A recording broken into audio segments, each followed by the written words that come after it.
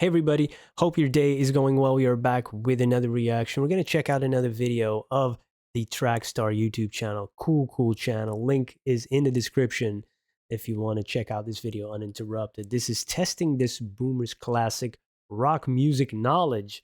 I just looked it up because I wanted to know what years, between what years, you have to be born to classify as a boomer, which now almost is used as like a derogatory term. I don't like that. 46 to 64. My mother was born in 65, so I don't even know what is the next one then. I guess I'm a millennial born in 87. This wasn't really a thing in Belgium, all these names for generations. I think it's like a trend that came over from the US. Now everybody's using it. Gen Z, Gen X, blah, blah. I don't it's just, we're people. Stop dividing us already. We divide. All right. People are already saying to me, okay, boomer, you might not have been born in that generation, but you are one. I'll accept it. Let's go. Good in the rain? I'm okay. It's getting worse. I'm good. You call it's this rain? raining? Before we start the music, introduce yourself. Hi, There's a generational difference there. You call this rain? Oh boy.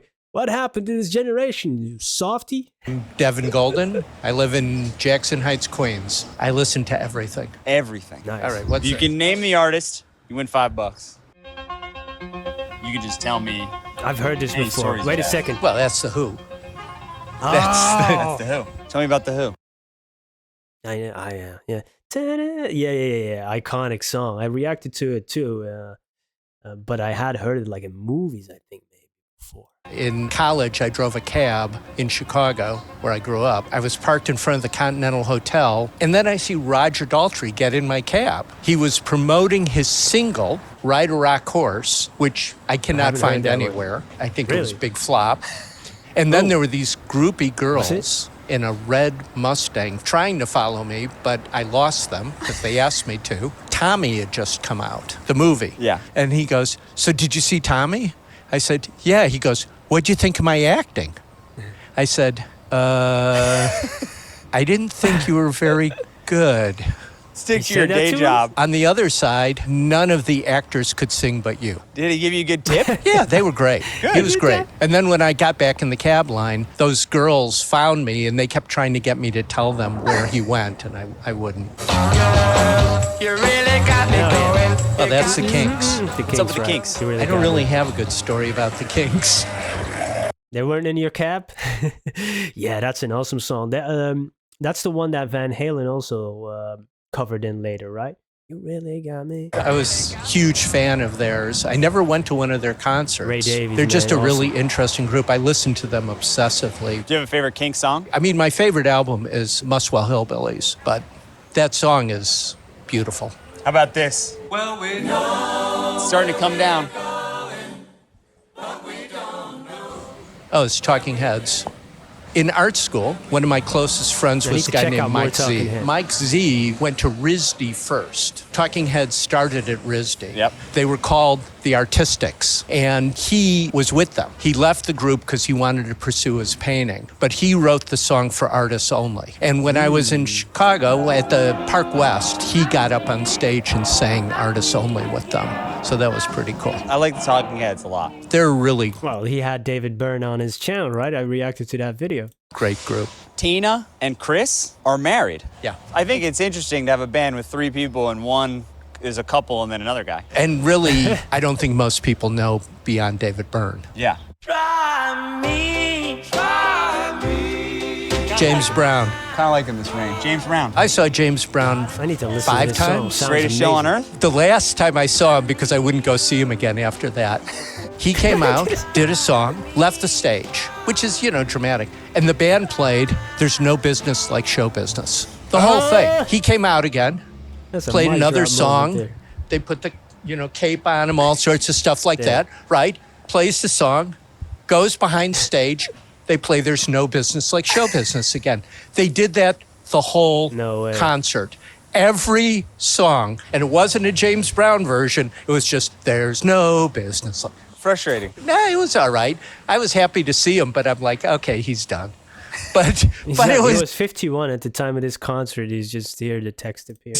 we were kind 1984. of shocked. Let's just say that. Oh yeah. Wait a second. Oh, this is I Stephen recognize it. Stills. It actually was on Buffalo Springfield.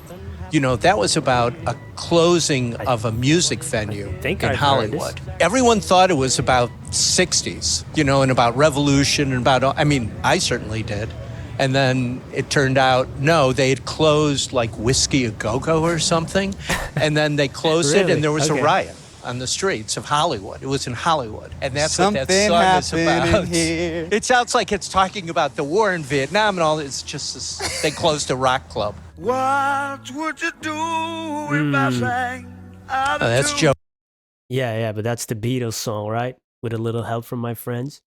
But that opening line, I knew this before I ever heard the Beatles version. That just was, as a kid, I heard is, what would you do if I sang out of tune? And sang so well too, right? Sung so well. What is the correct conjugation here? Yeah, that was just, it made such a big impact on me. Just that one line, it's, whoa, it's like a revelation. Like who wrote it? I didn't know at the time who wrote it, but that was, I remember hearing that for the first time when I was little. Do if I sang out of That's tune? Joe Cocker. I don't have anything to say about Joe Cocker other he's great. He's I great. saw the movie Amazing voice. Woodstock probably 14 times when it came out. Well, that's one of the highlights of Woodstock is his. Yeah, I was performance. 14 or 15. Martin Scorsese worked on the Woodstock documentary. Did he? He was like a camera operator. One of the first things he ever did. Oh, Wow, that's fun. I didn't know that. I know it's Wild Thing, but I'm trying to remember Starts who with did a it. T. It's not coming to me. I know who it is. Trogs. Trogs. The Trogs. I was saying the Hogs. Oh, the my God. Trogs, that's Dang. right. You know anything Shame about on the me. Trogs? No. The Hogs. Other than that song. Big song. I'm not sure if anyone knows anything about the Trogs other than that song. I'd say that. Do you prefer 60s or 70s rock? And do you think there's a difference? I don't care. You don't care. When I'm in the studio working, I tend to listen more to the 60s and early 70s, but that's because it's familiar. A lot of artists do that. They listen to things that they know so well it's not going to a distract them from what they're doing. What do you do in the studio? What do you make? Drawings. And so you just listen to anything. Velvet Underground, Jonathan Richman and the Modern Lovers. Oh, yeah. The Stones, the Kinks. Depends what mood I'm in. Speakers or in the ears? It depends. I also listen to a lot of jazz. I listen to classical music. My album collection is like a third Vinyl. jazz vinyl. I have about 800 to 1,000 albums. What's the difference between listening to an album versus just on your phone? I mean, it's either albums or streaming now. Yeah, so what's the difference between streaming something and listening to an album? The experience of it. First of all, with my stereo, I have 4-foot-high speakers. So there's that. No, they're not blasting. You know, they're BMWs. They're clear. Most people don't know this, and most people absolutely don't care. And on a certain level, I don't care. Digital music that you listen to on your phone, the file represents 25% of the sound, and the file compressed. size is 1/10. So you hear the music, but you're not actually hearing. Compressed. It's not the it's full not just thing. compressed. It's missing like 75% of the sound. Jay-Z started a streaming service called Tidal, and their whole thing is high fidelity streaming. It's like a different. So but it's more not expensive. compressed? It's not compressed in the same way. What I love about it is you listen to the whole thing, or at least the side, instead of just flipping from one song to the next song to the next listen, song. there's two things with that. First of all, albums have ambient sound. Yeah. So they tend to record the room plus the musician. Digital, because they're tuning it, they're cutting out the sound of the room. You don't hear the ambient sounds. But the other thing is that bands used to make albums that had a beginning, middle, and an end. Right. I mean, The Who, all of their albums, Oh, all the for sure. Beatles albums, all of those things. And I remember when they first came out with CDs, and they were trying to get people to buy CDs who already had the albums. Well, all the Beatles albums, the first ones, you know, of course, listening to them from beginning to end is always the ideal way, but they weren't really like concept albums, right? You know, later on they had that more, especially Sgt. Pepper, of course. That's the big one. But, you know, like the first 3.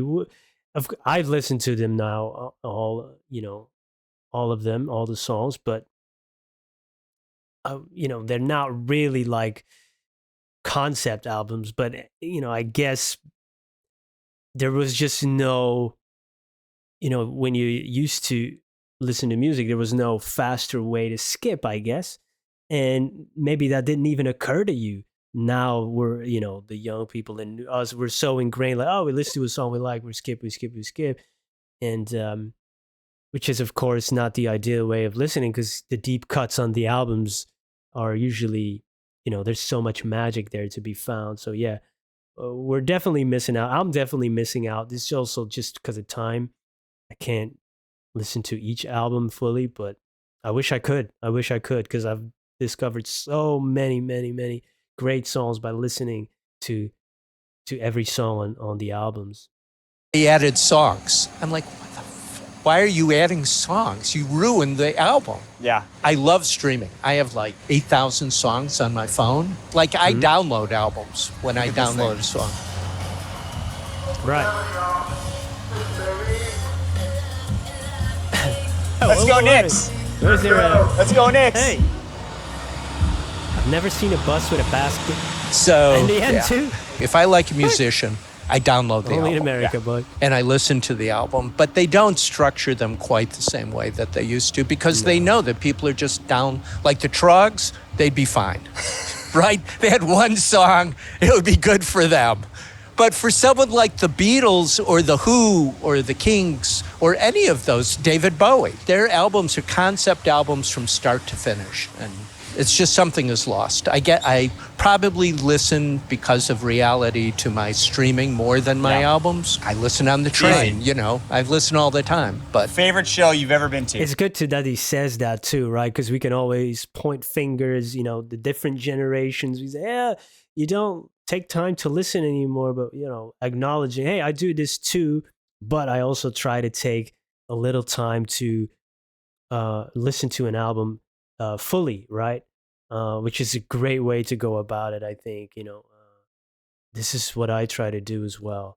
Try to find a little bit of a balance. Sometimes I start with a song that might be, in the middle of an album, and then I find out of people, people telling me, hey, this was a concept album. Then I go back and listen. I just recorded a reaction to the Days of Future Past by the Moody Blues. That's going to be on Patreon. But man, wow, that's an experience.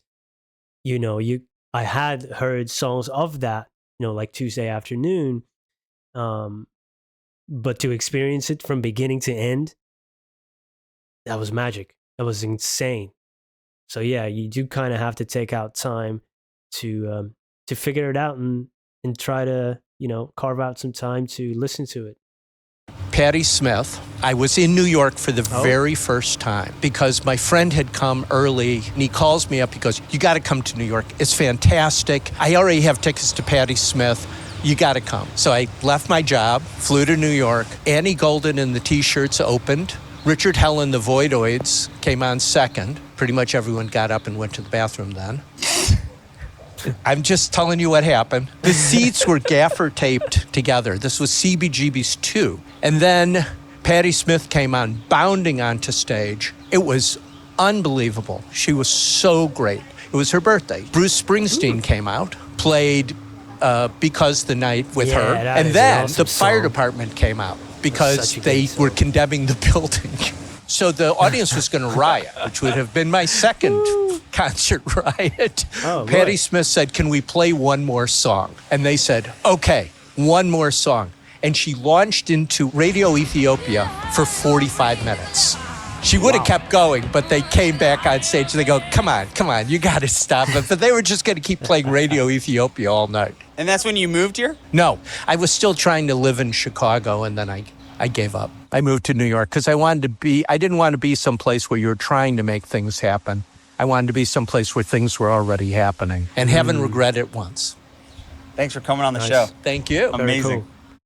What a cool guy.